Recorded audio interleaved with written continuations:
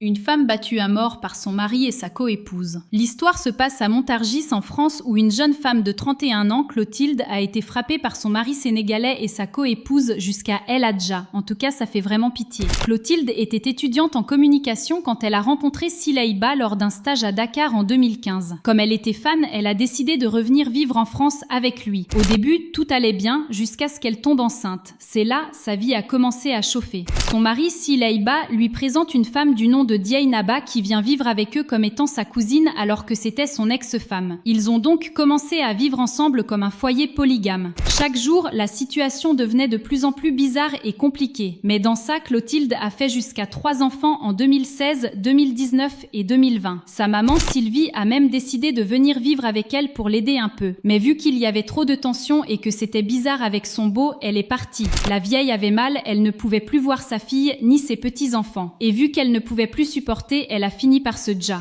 Entre-temps, Clotilde subissait seulement. Il y avait tout le temps des traces de blessures sur tout son corps, même dans ses parties intimes. La situation s'est aggravée jusqu'au jour où son mari et sa rivale l'ont frappée devant ses enfants jusqu'à la dja. Actuellement, les deux ont été arrêtés et attendent d'être jugés. Mais cette affaire-là, ce n'est pas juste une histoire qui se passe loin. C'est aussi un signal d'alarme. Parce qu'il y a de nombreuses femmes qui subissent en silence les coups, les humiliations, la peur dans leur propre maison. En Afrique, selon l'ONU Femmes, près d'une femme sur 3 subit des violences conjugales au cours de sa vie et dans le monde entier, l'OMS estime que 81 000 femmes ont été tuées en 2021, dont plus de 45 000 par leur partenaire ou un membre de leur famille. Donc cette affaire doit nous réveiller. Si tu es une femme et que tu vis ce genre de situation, parle, cherche de l'aide, sauve ta vie. Et si tu es témoin, ne ferme pas les yeux, parle, parce que le silence tue encore plus. Mais toi, tu penses qu'on peut vraiment stopper ces violences avec seulement la justice? Ou bien il faut d'abord que toute la société change sa manière de voir la femme et le couple?